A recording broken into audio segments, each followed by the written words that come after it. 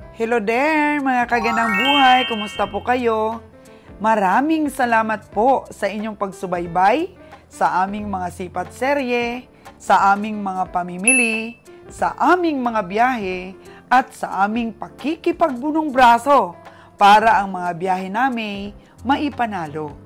Dito po may pagkatuto mula sa pagsipat, sa pagtawad, at kapulutan ng mga ideas kung paano bumili para kumita. Sa video pong ito, makita po ninyo na bidding ang paraan ng pamilihan. Pero minsan, kung di madala sa mata-mata or estimate, may sumusubok sa live weight. Natutunan namin, mga kagandang buhay, ang pagiging matyaga at kung paano makisama at ang di mauubos na determinasyon para maipanalo at maipagpatuloy ang aming mga biyahe. Ang eksena pong ito ay napanood na po ninyo last upload lamang. At dito nga makikita na si Kabiyaheng Roger ang unang sumipat sa baka ng farmer. Asking price po is 105K. Tinawaran po kaagad ni Kabiyahe ng 95K. Bumaba ang farmer ng 97K at 96K naman ang tawad ulit ni Kabiyahe. Very exciting po ang tawarang ito dahil ang daming nanonood. At sa bilis ng pangyayari, mga kagandang buhay, natapos ang tawaran. At ang sabi ni Kabiyahe ay ipabiding na lang sa iba. At kung siya ay tatalikod na, ang tawad ay mawawalan na ng bisa. Nakakuha po ng atensyon sa loob ng stockyard ang nagiging tawaran ng farmer at ni Kabiyahe. At marami ang lumapit kay Kabiyahe at nagsabi na wag nang habulin ang presyo kasi mahal ang bid niya. Sa kabilang banda naman, malaki ang panghihinayang ng iba para sa farmer kung bakit di pa niya binigay sa tawad ni Kabiyahe at sinabihan ang farmer na wala nang ibang komprador. Nakakayanin ang offer price ni Kabiyahe. At wala na ngang nakahigit pa sa offer price ni Kabiyahe. Kaya't binalik ng farmer sa kanya ang baka. Pero this time po, para makasiguro, inalok ni Kabiyahe ng live weight ang farmer para sa patas na labanan. Mabili kaya ni Kabiyaheng Roger, mga kagandang buhay, ang baka ng farmer? Pumayag kaya ang farmer sa live weight offer ni Kabiyahe? Totoo po kayang nag-overestimate si farmer sa baka niya? Aba tunghayan na po dito sa bidyong ito kung magkano talaga ang totoong halaga ng baka ng farmer. At comment, mga kagandang buhay, kung ano po ang inyong nadama at kung ano po ang inyong natutunan dito po sa ating isang episode sa Sipat sa Bakong Stockyard. No hate but love. Enjoy watching, mga kagandang buhay.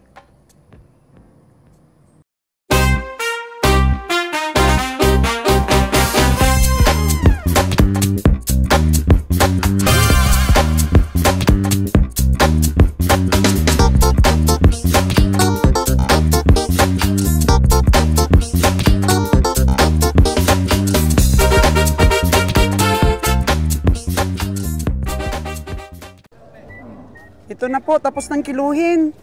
Dong! Pila ka kilo, Dong? Dong, pilang kilo ang inabot? 526? 526.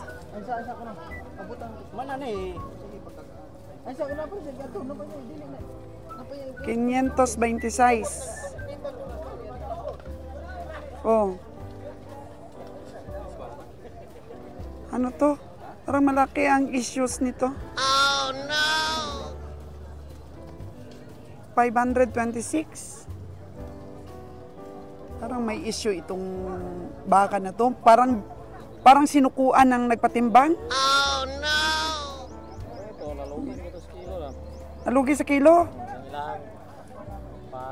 526 kabiheng Roger. Isuma mo, Wen. Isuma mo. 160 daw. 160 times 528.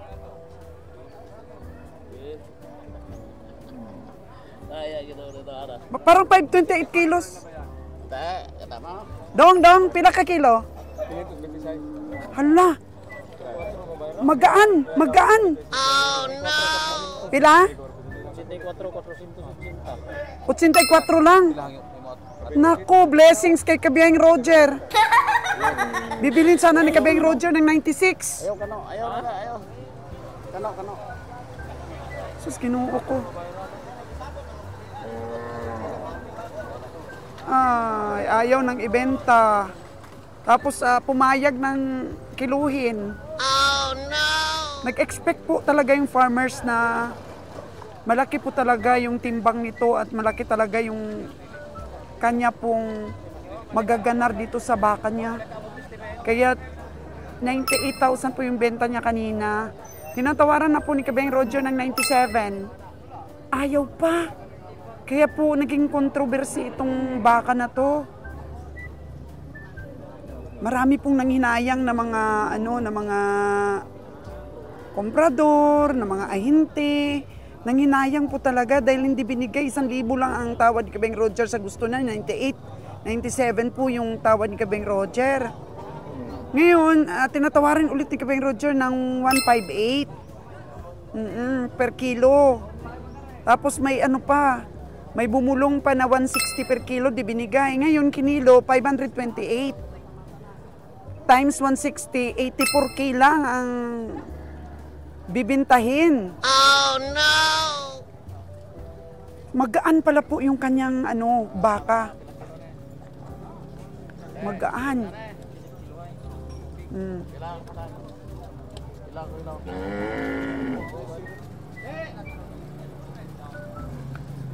Ayun. Lugi sana si Kabeng Roger po, 96 yung tawad ni Kabeng Roger, tinimbang 84 lang. Oh no! Ay, grabe. Talon! Pila to kilo? Ayun, pilang kilo daw? 547. Yung dalawa, Lon? Isa lang? Uy, ang bigat ng kilo. Lon, alam mo ba? 526 lang yung kilo nung tinatawaran. Nandun ka? So 84 lang, 84,000. Per day. So saan yung kinilo na, ilang kilo yon? 450, 547. Mas mabigat pa ito. Oh no! Sus, mas mabigat pa ito. Saan? Ha? Jer, sabi ni Kabiyang Winnie matubig daw. Wala. Jer. 547. Uy. 546. 546. Grabe, ang bigat pa nito, Jer. Ang bigat pa nito kumpara doon. Ha? Ligon po ni kaya to. Oh, maligon pa daw ito, maligon. Maligon pa daw ito. Ay, grabe. Ito bibili ni Kabiyang Roger. Mas tumimbang palon? Ay, bibo man kuno sa kilo. Bibo sa. Bibo 5%.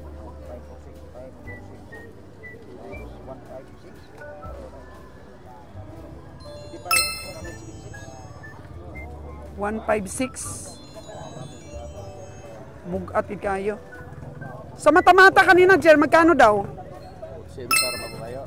80, tapos ngayon pinakilo? 85, naging 85. Oh. 80K yung tawad dito ni Kabeng Roger nung kinilo na po. Times 156. 5,000 pa po yung naidagdag sa tawad ni Kabeng Roger. Laki kasi ng tiyang, mga kaganang buhay. Bigat talaga to. Laki ng tiyan.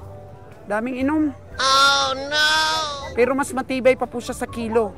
Ito, kumpara doon, oh. Oh. Ayun na. Parang, ayun, kinuha talaga nung nagpakilo.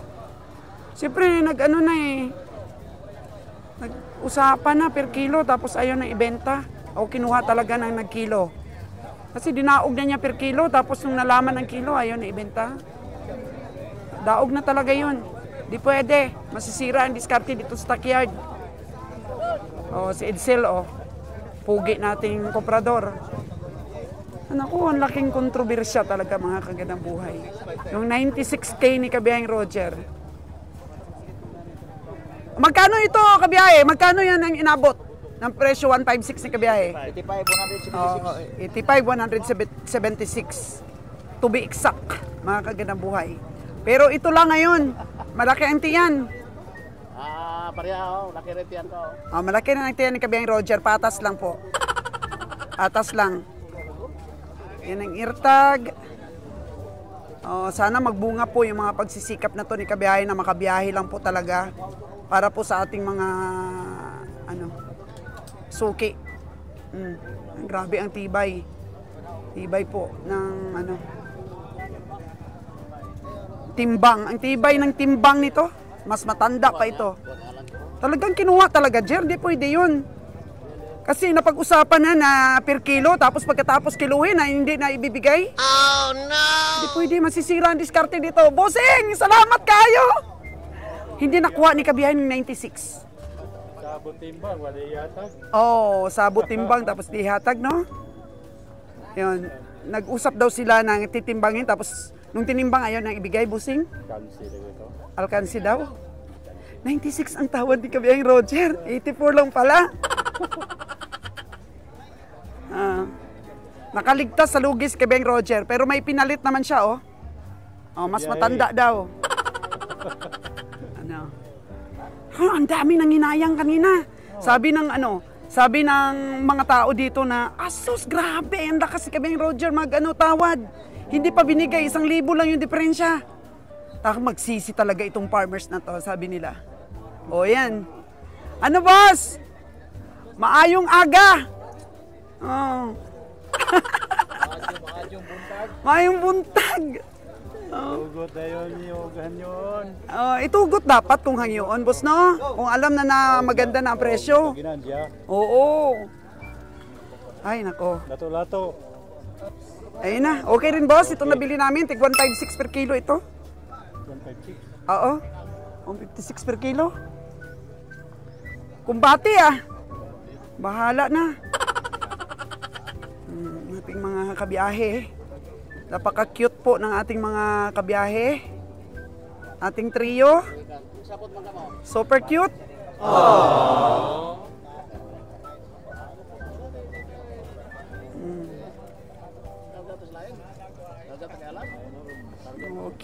Okay. Habang nagbabayad po yung ating mga kabiyahe, may dumating po mga kagandang buhay na malaking baka. Yun. 2 malalaking baka ang dumating. At ayun, marami po ang nagtatransaksyon. Maraming nagmimiron kung magkano po ang presyo. Ayun. Si Busing Alan po yung unang sumipat. Ang gusto po ni Busing Alan is timbang po ulit. Oo. Para dito sa 2 malaking baka. Magkano kaya ang aabutin ng kilo nito? Kanyang panimbang. At magkano po yung live weight? Alamin natin, makichismis po tayo mga kagandang buhay. Sobrang laki po,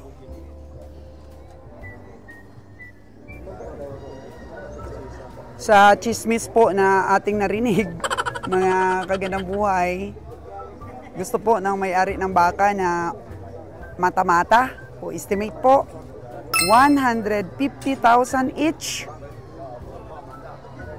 Halos magkapantay lang po na laki. Lamang-lamang lang po ito ng konti. 150,000 each of these cows. Pero transaction po ni Alan ng per kilo. Hindi pa natin alam kung magkano po yung offered price. Malamang pag ganito po kalaking mga baka, nasa mga 170 per kilo. 165, ganyan po.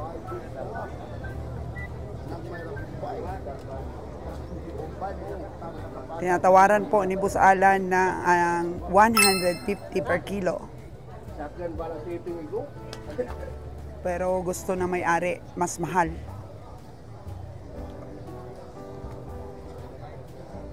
Ano? Boss Alan, laban! Laban, bawi! Kahit ubos ng pera, laban si Boss Alan. Boss Alan! Magkano ang gusto nila per kilo, Boss Alan? 165.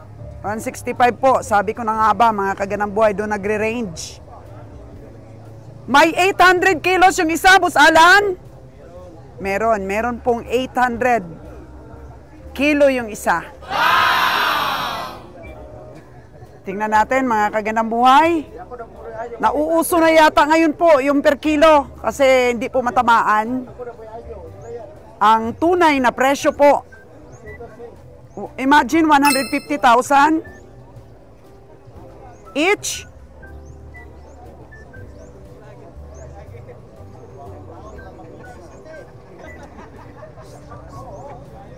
Oh. Pare, wag na.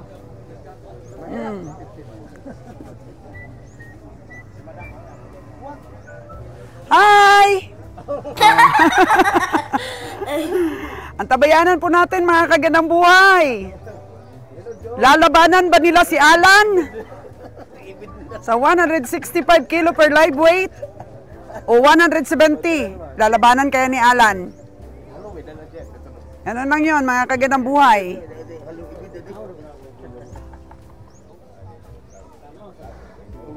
Mukhang malayo ang aliling ni Kabiyang Roger. Andun siya, oh. Layo ang aliling niya. Alam natin yan, nagkikinig ang bunganga yan ni Kabiyang Roger, eh. Grabe ang radar niyan. Oh. 168 na daw ang kilo. Kailangan nating maging chismusa nito.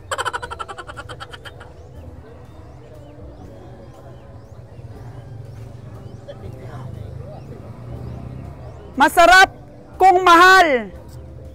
'Di ba? Masarap kung mahal kasi minamahal tayo ng ating mga minamahal din. Pero pagdating po sa bilihan, masakit pag mahal kasi malulugi ka. Oh no. Oh, maganda lang sa pag-ibig. Fight, Alan! For the win! Yeah! Go, go, go! Para sa panalo, hindi para sa lugi. Deal or no deal? Oh, deal or no deal na daw. Deal or no deal, pare? No deal na si Kabiyang Alan. Oh. Di na kaya. 168 per kilo.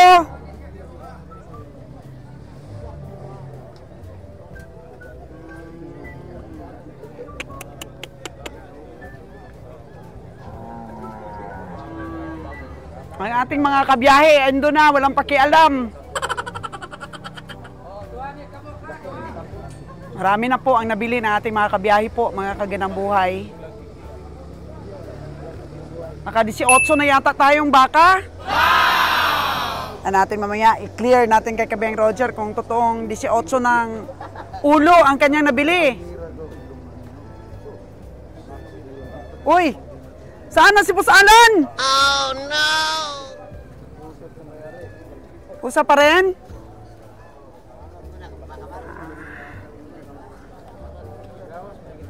Tingnan natin, mga kaganang buhay. Bantayan natin kung ilang kilo po ito. Medyo malaki nga at mataas ito, oh. Compare dito, pero 150 each na natin. Grabe ito, kahit tanghali na. Meron pa rin parating ng mga baka. Siguro nabalitaan nila na maraming komprador ngayon. 9 na po ang umaga. Pero tuloy-tuloy pa ang pagdating ng mga hayop.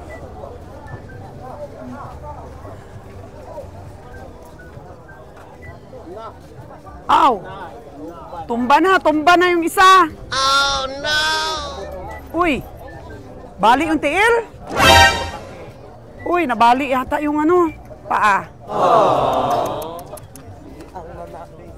Oh, rescue.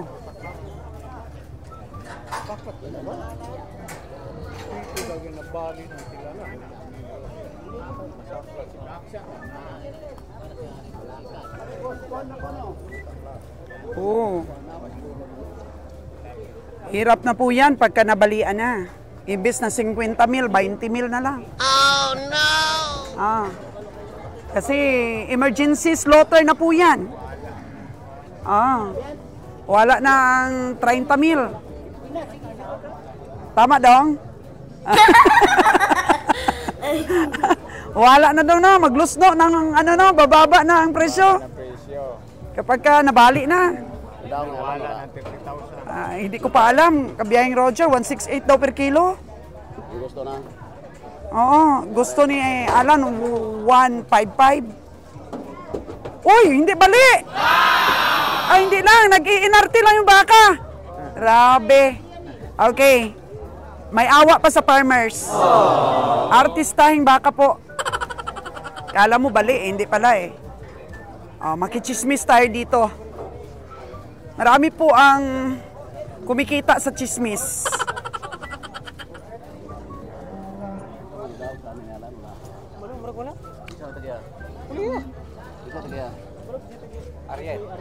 Ariel daw. Magkano ang gusto sa kilo dong?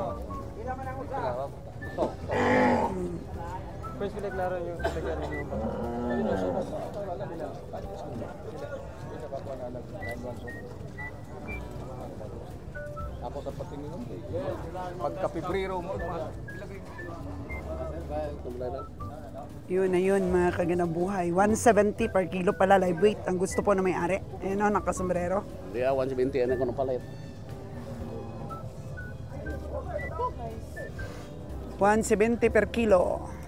150 each. Tingnan natin dito. Ulit. Grabe.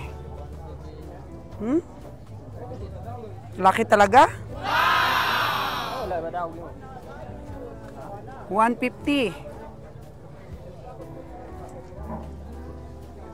150,000. Malaking baka dito sa Bakong. Tingnan nyo po oh. Ala Batangas na po. Panglaban na po namin yan sa Luzon. Ala Batangas na baka. 150,000.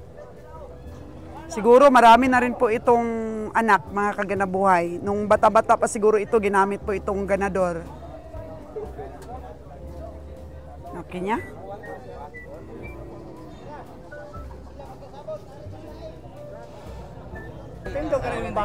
So, ayun po mga kaganabuhay, nakikita po natin, may tatak na.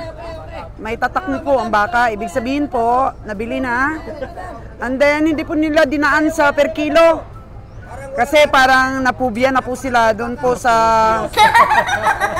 isa pong farmers na in-estimate po, na overestimate po siya sa baka niya. Kala niya titimbang ng mataas. Tinawaran ni Kabiyang Roger ng 96, hindi binigay. Gusto 97K. Nung tinimbang po, 85K lang ang kinalabasan. So, ngayon, ito naman pong bakang dalawa. Ang una pong presyo is 150K each. Nabili po mga kaganambuhay sa halagang 141,500 ang bawat isa. Daog na po ni Sir Alan. 141,500 ang isa po. Yun. Nako, nagkaroon po ng pubya. Hindi na po pinakilo. Baka po mangyari sa kanya yung nangyari doon sa isa na yon. Nag-overestimate. Magaan lang po pala sa kilo, sa timbang ang kanyang baka. So para sigurado po, mata-mata, 150K each. Na daog po ng 141,500. 500 each, mga kagandang buhay. So nice buy. At least sigurado po mga kagandang buhay na hindi natalo ang farmers. Tapos binili po ng matiwasay ng ating buyer. Oo. Minsan nabubulaga po eh. Nabubulaga po sa kilo. Oo. Kaya ayaw na nilang maulit, medyo natakot. Oo. Yan po ang ating mga kaibigan dito sa stockyard. Daog na, daog na. Daog na ang baka. Walang kiluhan kasi inihintay ko talaga mga kagandang buhay na kiluhin para matingnan natin. Pagpatong. Ah? Ito yung may-ari. Oo, ito yung pala yung may-ari. Parang walang ganang malaking pirang. Tama ba yung sinabi ko na presyo ng binta? 141,500. So dong, maraming nagsubaybay kanina kung magkano talaga yung bigay mo. Tama ba na 150k yung isa? Unang presyo? 150k. Oh, each. Oo. Tapos binigay mo na lang ng 141,500. Oo. Opo. Unang asking price ba sa per live weight? Magkano yung unang mong price? Ano ma'am? Live weight ba kanina? Sa live weight? Oo, kanina. Magkano? 170, di ba? Yeah, 170. Tapos tinawaran 150. Oh, 150. Hindi ka pumatol. Hindi. Magkano kung sakasakali mo ang kinilo? Ano basta ba yan sa Tagalog? 165? Oo. Yung gusto mo, kung kiluhin. 165? Fibs. Oo. So, kunting highlights lang sa ating mga farmers. Ano ang edad ng dalawa mong baka malalaki? Mga 4 na taon. So, binili mo lang rin? Or paanak? Hindi. Oo. Ano ma'am? Binili mo or paanak? Hindi. Anak ng ano ko, baka ko. Ang ganda. Ang ganda, Brahman na Brahman. So, pagka nanganak yung baka mo, di mo talaga binibenta? Inaalagaan mo? Oo. So, EI or EI. EI? Naka-achieve ka na ng magandang lahi? Hindi masyado. Hindi pa 100%. Mga 70% pa. Pero isang rule pa yun, ma-achieve mo na yung pure full blood. No? Hindi ma-achieve yung 100% ma'am. Mga 90% lang siguro. O, pero maganda na. Hindi ka nalugi for 4 years, oh. Grabe. So, mga ilan pang piraso yung baka mo doon na inahin? Wala na ma'am. Wala na? Dalawa. Dalawa. Yun na lang yung Inahin. Yeah, dalawa. So, sa presyo na 141,500, ayos na ayos? Ayos na ayos? Medyo. Medyo pa rin? Patubuin mo naman ang mga kuprador. Ayos, no? So, kanina kasi, umaga, may tinawaran si Kabeng Roger ng 96,000. Nag-overestimate yung farmers. Tapos, Hindi niya binigay kay Kabeng Roger. 97k ang gusto niya, 1,000 lang. So sabi ni Kabeng Roger, bigay mo sa akin kasi kung makatalikod ako, ayaw ko na niyan. So hindi, ang nangyari, tumalikod si Kabeng Roger. Oh no! Eh, kinuha ngayon ng team ni sino ba yun? Alan. Oh, siguro. Team siguro nila. Kinilo. Sa 160. Kasi kukunin sana ni Kabeng Roger 158. So, pinataasan nila dalawang piso. Day 160. 500 plus kilo lang daw. 528 yata. So, Ilan yung binta? 85,000. Nag-overpricing. Overpricing siya. Na-overestimate. Oh, no! So, maganda yung sayo at minatamata mo na lang.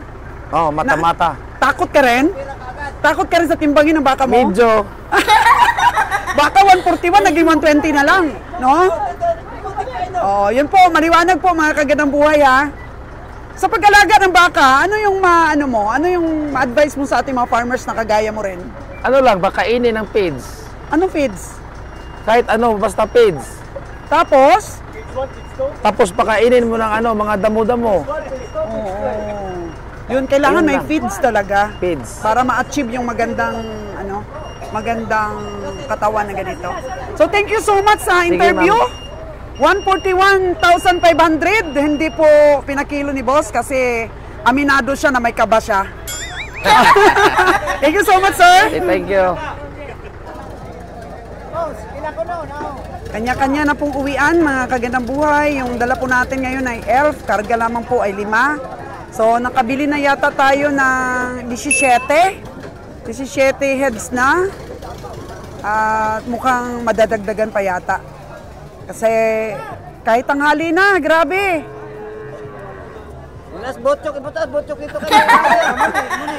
Patuloy pa rin po ang pagdating ng mga hayop kahit na ano na.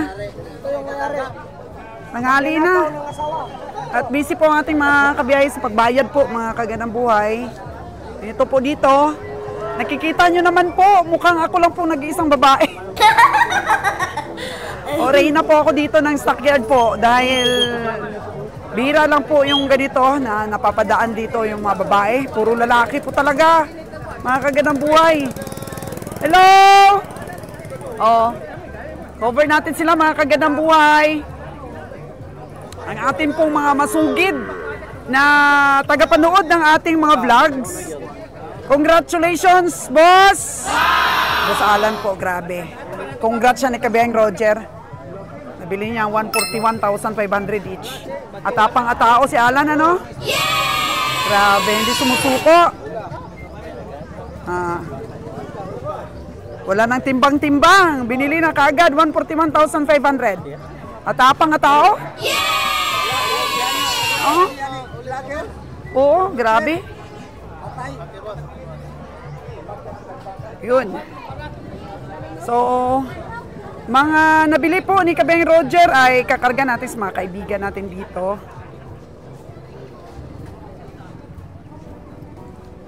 Na-achieve na po ng mga farmers natin yung magaganda pong mga lahi, oh.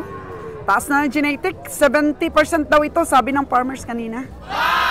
So, hindi daw talaga kayang mga 100%. Mga 90 lang daw kung mga anak pa yung mga inahin niya natira. Grabe po yung mga viewers natin, no? 70% of my viewers, puro po lalaki. Kunti lang mga babae, sa mga groceries lang siguro, mga vlogs ko yung mga babae po nanonood. Pero sa mga baka, puro lalaki. Puro mga barako po yung viewers natin. Ayun! Oh, pipip na, dadaan na yung isang tracking. Uwi na. Uwi na, mga kagandang buhay. Ang saya ng bilihan dito. Kala ko, kunti lang yung darating ba na hayop. Pero hanggang tanghali pala, nakikiramdam po yung mga farmers. Oo, nauna sila dito sa stockyard at tiningnan po yung mga kaganapan at ang dami ng mga komprador. Nakita po nilang present yung mga komprador. Kaya before po nila dinala dito sa stockyard, na mapping na po kagad nila na dito lahat yung mga komprador po. Ang galing din ng diskarte ng mga farmers. Ito yung malakas.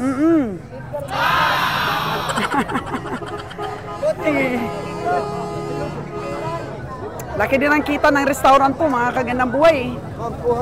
Oo, yan din po. Kaya nating mag-start niyan, mga kagandang buhay. Hanap lang tayo ng kusinero po na magaling magluto. Nagpipipip na. Ang ating mga kagandang buhay. Kanya-kanya na pong uwi. Bayad, utang. Diskarte.